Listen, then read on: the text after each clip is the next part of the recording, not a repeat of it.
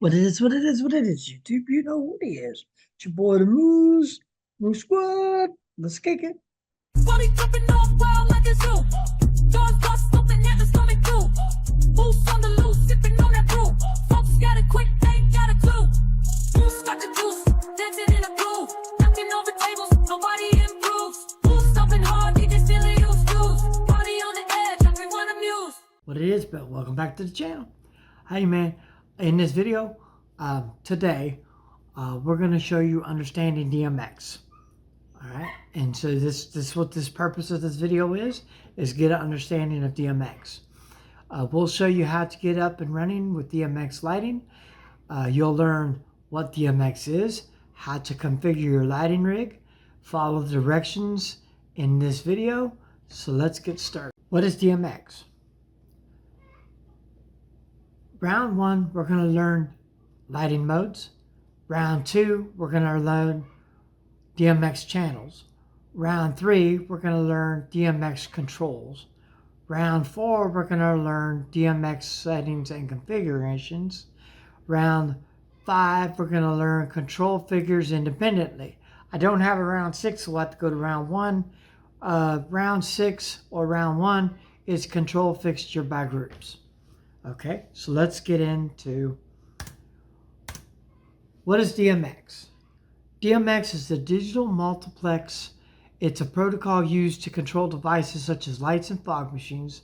The signal is unidirectional, meaning it only travels in one direction, from the controller or first light all the way to the last.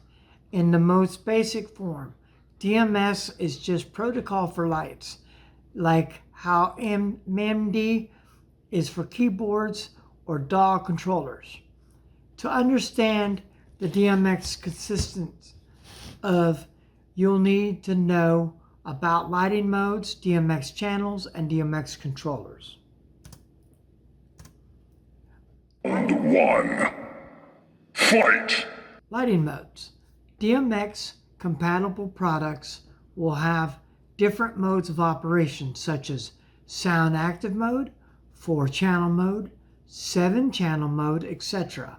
These modes available will vary depending on the devices and will be explained in your product's user manual.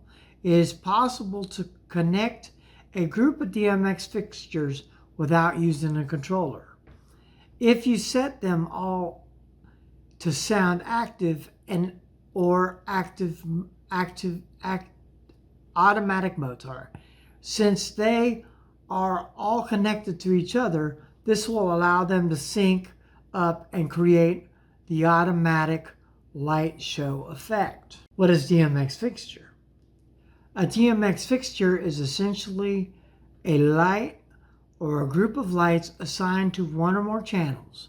How lights respond to DMX depending on their DMX personality and starting address. Different fixtures have different amounts of channel modes. So refer to the owner's manual to see which functions are available. Make sure that you do not throw your instruction manuals, keep them all for all the lights. That way you don't have to go digging later. But you can always dig up the manual later, and I'll show you if you want. Okay, so channel mode, i.e. 3-channel, 7-channel,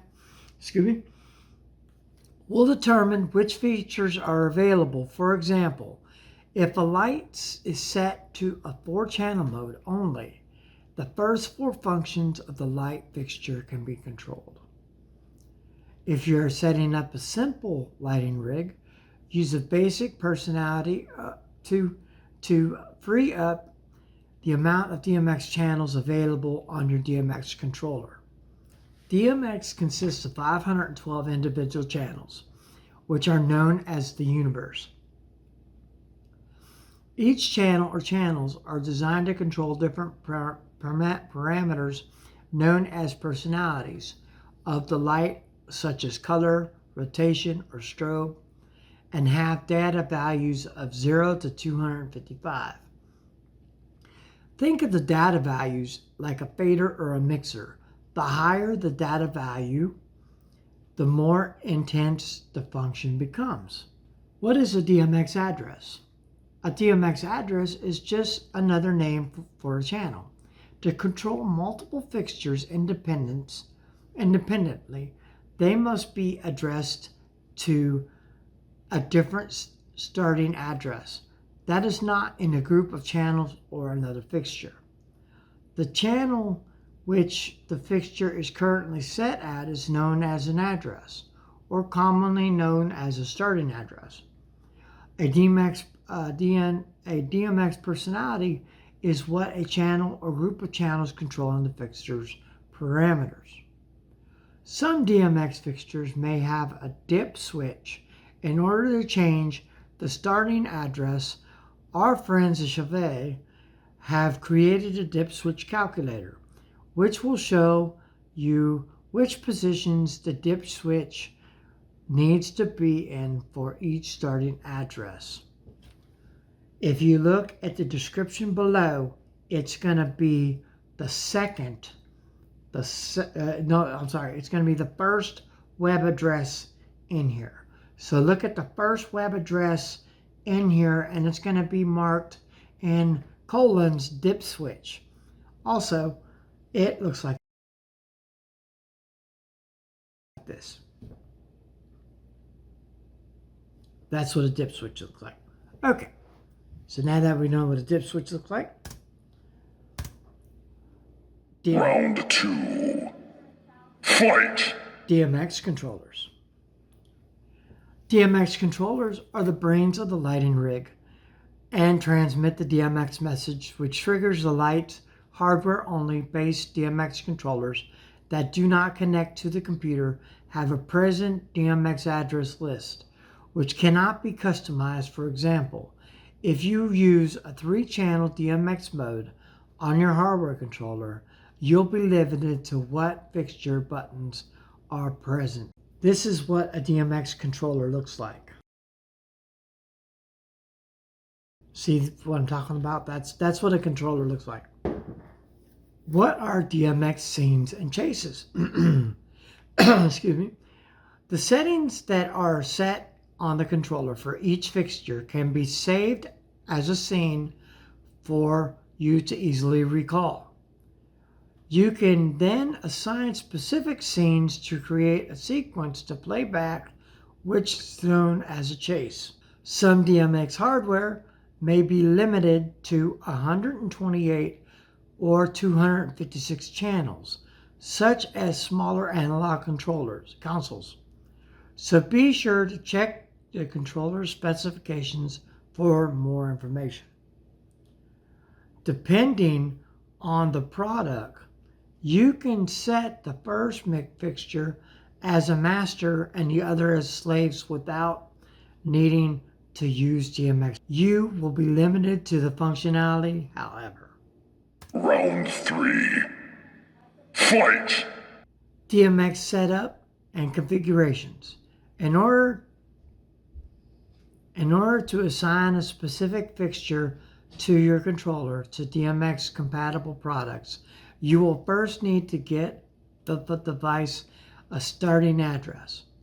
The starting address can be determined by the channel of the controller is sending out. For example, on a 16-channel DMX controller, Figure 1 contains the first 16 channels of which your controller can send a control message. Therefore, the starting address of Fixture 1 is DMX Channel 1. Fixture 2 contains a second bank of 16 channels. So the starting address of the fixture would be 2, be the DMX 17. Going forward from this idea, Fixture 3 would be starting at DMX 33 and so on. I'm going to show you a piece of paper, and it's going to show up right here what it looks like.